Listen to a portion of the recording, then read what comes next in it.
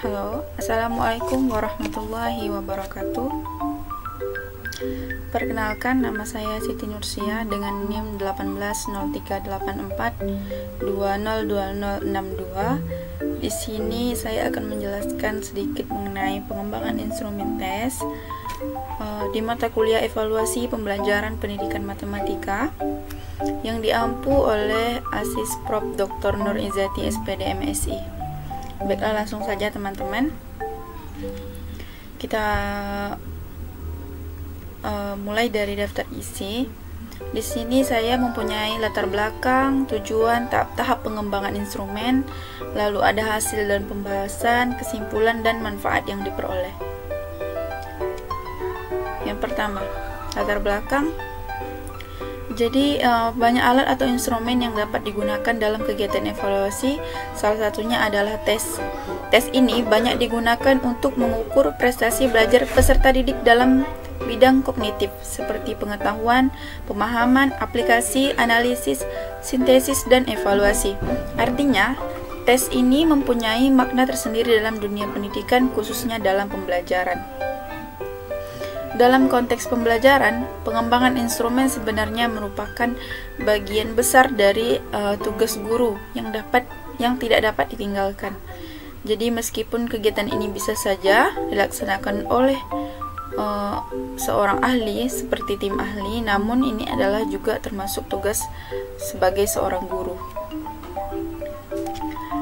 Nah, tujuannya adalah memperoleh umpan balik terhadap hasil pembelajaran, meningkatkan motivasi siswa, lalu mengukur keakuratan dari soal yang telah dibuat dengan melakukan penyebaran soal kepada rekan sejawat.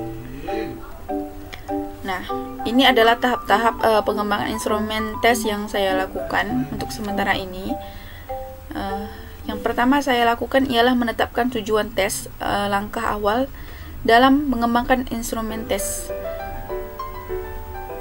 Lalu yang kedua, melakukan analisis kurikulum dengan cara melihat dan menelaah kembali kurikulum yang ada berkaitan dengan tujuan tes yang telah ditetapkan.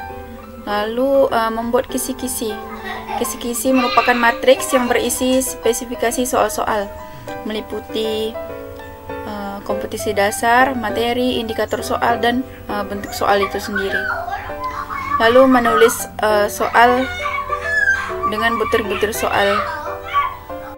Oke, selanjutnya yang kelima, saya melakukan telaah instrumen secara teoritis, yakni untuk melihat kebenaran instrumen tersebut. Telaah ini saya meminta bantuan oleh rekan sejawat dan menelaah sendiri. Lalu saya melakukan uji coba dan analisis hasil uji coba tes. Nah, sebelum instrumen tes tersebut dipergunakan, terlebih dahulu kita uji coba tes. Langkah ini diperlukan untuk memperoleh data empiris terhadap kualitas tes yang telah disusun. Ini termasuk uji coba validitas, reliabilitas, tingkat kesukaran, dan daya beda. Lalu yang terakhir saya menganalisis butir soal hasil uji coba. Mana soal yang tidak perlu dibenahi dan mana soal yang termasuk kategori yang tidak bagus dan harus dibuang gitu karena tidak memenuhi standar kualitas. Selanjutnya ini adalah rekapan hasil analisis tentang reliabilitas, validitas, tingkat kesukaran, dan daya beda. Ini adalah data hasil responden soal pilihan ganda. Saya memiliki 20 responden yang diperoleh dari rekan sejawat. Pada soal pilihan ganda, saya beri skor 1 untuk benar, 0 untuk yang menjawab salah. Di sini sudah tertera jumlah skornya. Baiklah, saya memiliki 20 soal pilihan ganda. Kalian bisa lihat ya. 20 soal pilihan ganda, ini adalah jumlah skor masing-masing responden. Nah, kita lanjutkan. Ini adalah hasil uji. Hasil uji dari soal pilihan ganda tadi. Di sini ada jumlah benarnya. Ini berarti 17 responden yang menjawab benar di nomor 1. Lalu di nomor 2 ada 17 responden yang menjawab benar, dan seterusnya sampai dengan nomor 20. Di sini sudah tertera uji validitas, uji reliabilitas, tingkat kesukaran, dan daya beda. Di sini saya juga memasukkan kategori, lalu simpulan dari 20 soal tersebut. Di sini saya mendapat 6 soal yang valid dan 14 tidak valid ya. Di sini juga reliabilitas. Soal pilihan ganda saya reliable kesimpulannya. Lalu tingkat kesukaran ini sudah tertera ya, dari nomor 1, 2, 3 sampai dengan nomor 20. Di sini saya juga memasukkan kriteria soal. Ini tidak mudah, tidak mudah, tidak mudah semua ya.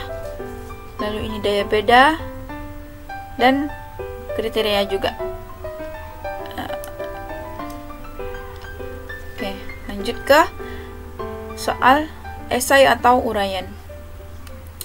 Saya memiliki 20 responden juga untuk soal esai, lalu memiliki 5 soal esai sama dengan yang tadi pada pilihan ganda. Pada soal uraian juga saya telah menjumlahkan skor masing-masing responden. Di sini saya kalau respondennya menjawab benar semuanya, saya memberi skor 4, dan apabila 3 ini dikurangi berarti ada jawaban dari responden yang kurang memenuhi ini. Nah, ini saya sudah menjumlahkan di nomor 1 ada 70, nilainya sudah 75 untuk semua responden ya. Ini saya sudah memasukkan juga uji validitas. Berarti ini saya sudah mendapatkan kesimpulan bahwasanya ada 2 soal yang valid dan 3 soal yang tidak valid. Lalu ini uji reliabilitas, saya menggunakan metode ALPA. Di sini saya mendapatkan kesimpulan tidak reliable. Ini tingkat kesukaran.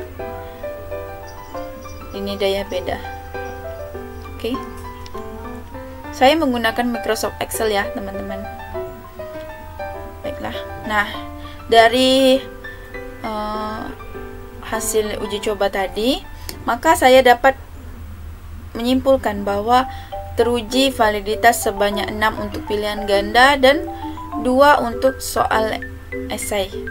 Lalu reliable untuk pilihan ganda dan tidak reliable untuk esai. Teruji tingkat kesukarannya, teruji daya bedanya. Lalu manfaat yang dapat saya ambil dari mempelajari uji instrumen tes ini adalah menambah wawasan saya dalam menguji instrumen tes, lalu dapat mengetahui valid atau tidaknya dari soal yang saya buat. Baiklah, sekian dari saya. Wassalamualaikum warahmatullahi wabarakatuh.